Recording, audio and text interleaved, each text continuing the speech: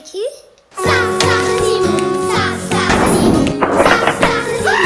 Petit lapin Simon, Simon, Simon. Petit lapin si malin.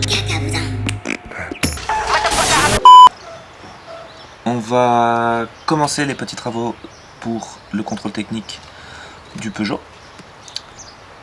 J'ai déjà regardé le câble du compteur de vitesse. ZA1A1. Le câble sortait de la gaine, donc je l'ai remis.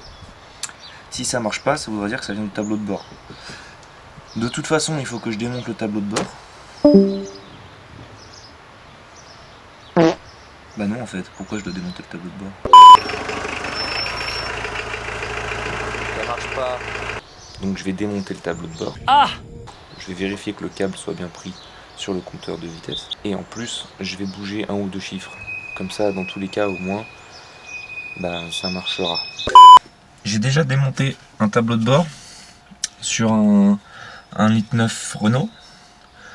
Mais c'était un peu à la sauvage. Les bouts de balle sortent de là. Je pourrais cacher. Donc je me souviens plus très bien comment on fait. Je me souviens juste qu'il y avait ça là, qui était chiant. Parce qu'il y a des câbles qui vont partout dedans et qui bloquent. Je me souviens pas grand chose en vrai. Donc c'est parti quoi. J'ai envie de te dire. Il y a des petits caches un peu partout.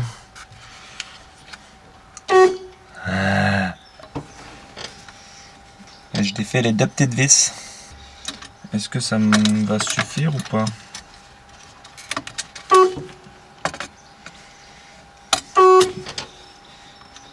Pas très pratique.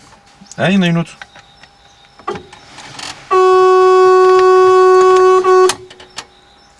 Je crois que ce martien veut communiquer.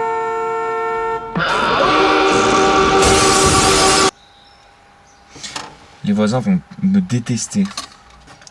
C'est un peu comme un docteur Maboul. Ok. Là par contre.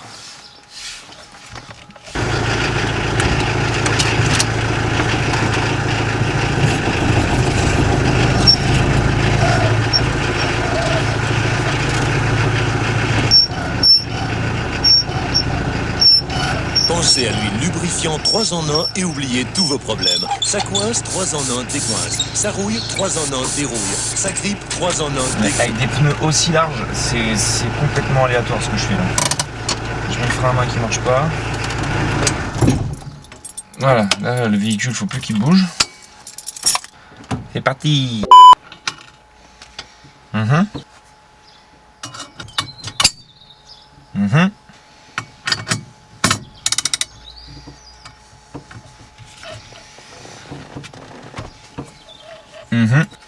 Il y a une marque sur le boulon, mais je vois pas à quoi elle sert parce que selon la position où tu le fais rentrer, le boulon, tu pourras jamais retrouver la même marque. Donc, T'es sûr? Oui.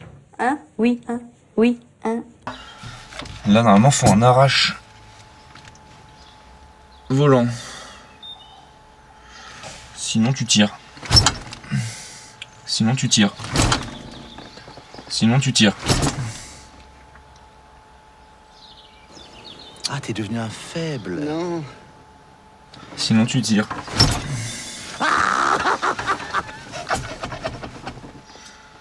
Trace. J'ai pas d'arrache volant, putain.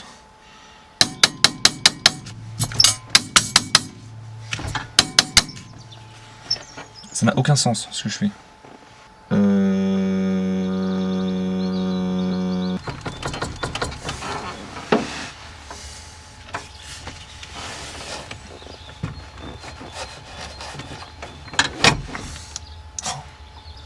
C'était un peu facile. Par contre,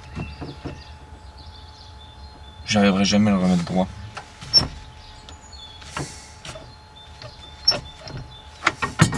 Parce que là, entre deux crans, je suis pas droit. Putain. Il était plus à droite ou plus à gauche? Plus à droite, hein. Nick. Ok. Donc ça ne me sert à rien en fait d'enlever le volant. Pourquoi j'ai enlevé le volant? Nut nut. Ma carte mémoire elle était pleine et j'ai pas vu. Et du coup bah j'ai avancé quoi.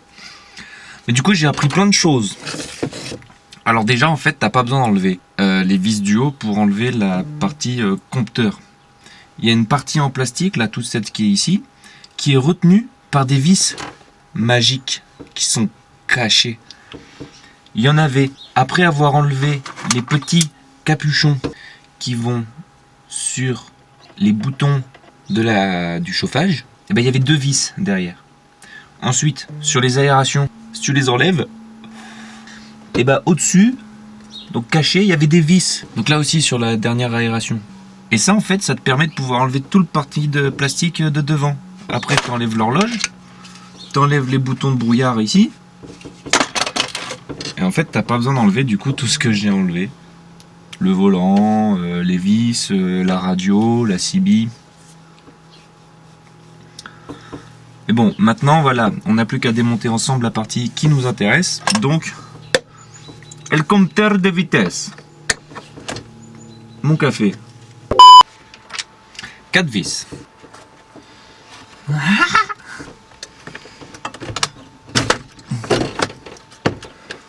Et ben effectivement, le câble du compteur était débranché. Ok. Ok, voilà un petit compteur. Oh, j'ai une idée. Je crois que c'est une idée de merde. Mais comme toute bonne idée de merde, avant de savoir si c'est une idée de merde, faut essayer.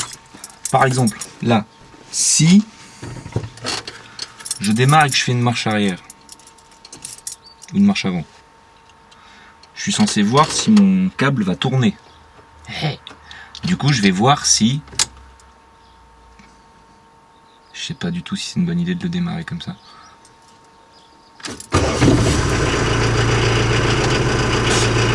Donc, on enlève le frein à main.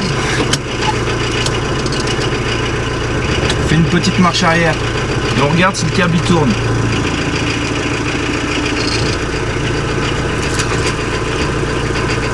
Oh putain, je viens de rouler sur le tableau de bord. Alors 2 choses. Déjà, je suis vraiment idiot. Et le câble ne tournait pas. Mais en même temps, est-ce que j'étais à une assez grande vitesse pour faire tourner le câble? Non, je crois pas. Je sais pas. Et...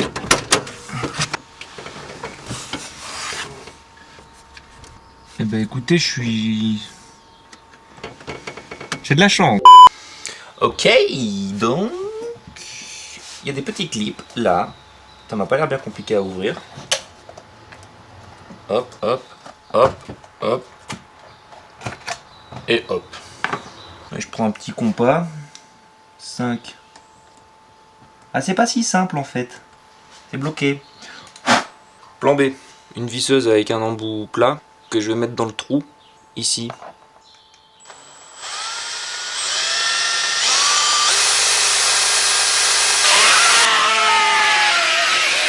Ça va être beaucoup trop long, Sylvie, on perd du temps. Waouh, j'ai fait 1 km.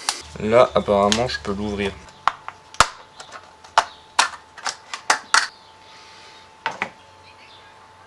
Je prends 2 tournevis plats. Ok. Donc là, maintenant, on a accès à ça. Mais ça veut quand même pas bouger. Pourquoi ?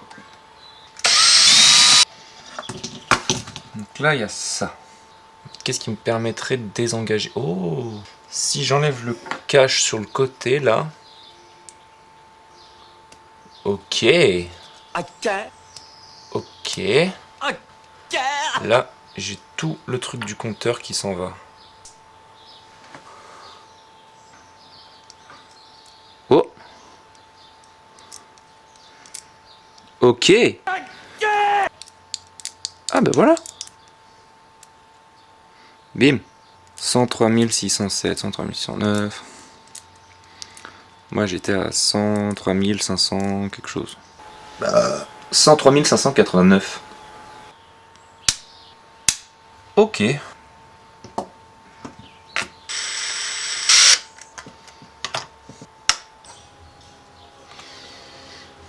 C'est ça. Et voilà, un compteur de vitesse complètement faux. Donc là, l'idée, ce serait de récupérer un petit peu de mou pour lui là, pour pas qu'il s'en aille, et aussi de lui resserrer les... Ça, je vais le faire tout de suite. Je vais écraser les pattes de fixation. Hop, je les rentre un peu plus à l'intérieur, comme ça, quand il va clipper, il clippera plus fort. Ce qui est chose faite. Là, on devrait nettoyer un peu, hein, parce que c'est dégueulasse quand même. Autant en profiter. Toujours utiliser le produit qui rend neuf tout. Voilà. Donc en théorie, ça ne devrait plus faire chier. Ah putain, si, ça fait chier. Et voilà. Je suis sûr que ça marche. Ok, je rebranche. Et clic.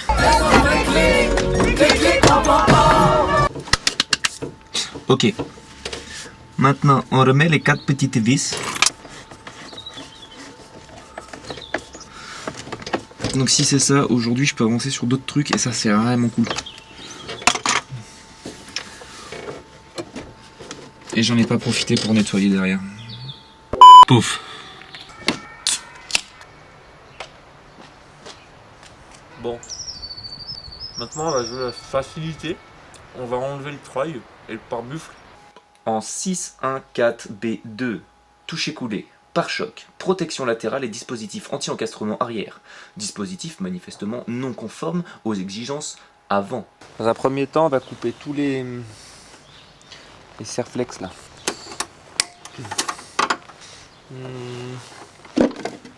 Là, ça va avec. Gros stress. Et bah qui est débranché d'ailleurs. Donc ça risquait pas de marcher.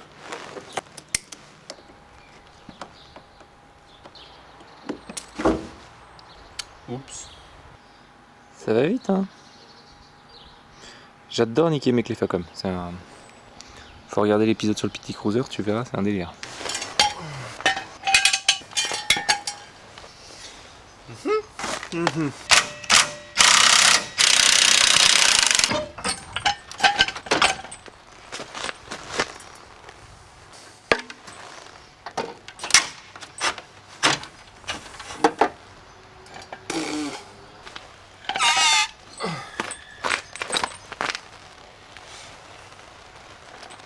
Oh putain que c'est lourd.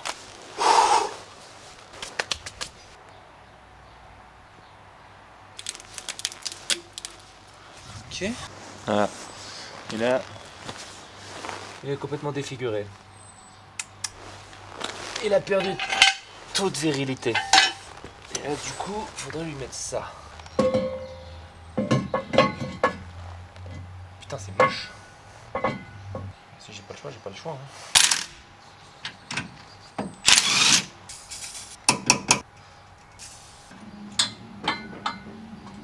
Ça rentre pas.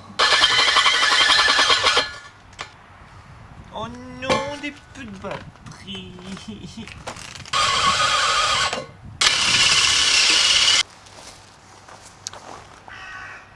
Ouais, c'est dégueulasse. Là, on n'est pas... C'est moche. Coucou. Bon, j'ai un truc de rigolo à vous montrer. Aujourd'hui, on va s'occuper des freins. En 1-4-2-A2, efficacité du frein de stationnement. Efficacité insuffisante. Et du coup, là, dans tout type de véhicule, de manière véhiculesque, il y a un frein à main. Si je prends le frein à main là, et que je fais ça, bien tiré là-haut, et ben...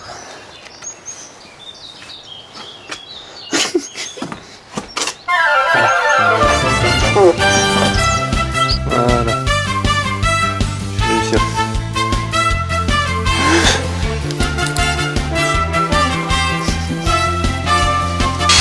Deuxième GP. Là, je suis en plein phare. comme un peu.